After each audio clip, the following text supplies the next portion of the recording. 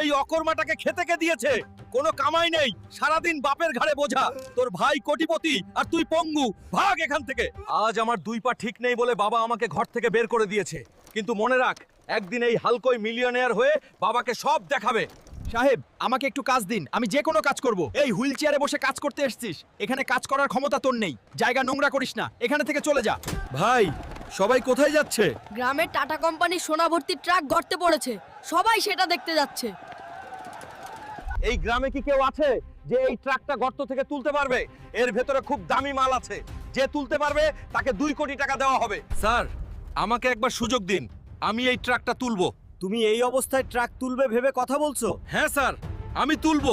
বন্ধুরা, আমার তোমাদের শক্তি দরকার। দ্রুত সাবস্ক্রাইব করো আর লাইকের শক্তি দাও। তারপর দেখো হাল্ক কিভাবে এই ট্রাকটা তুলছে।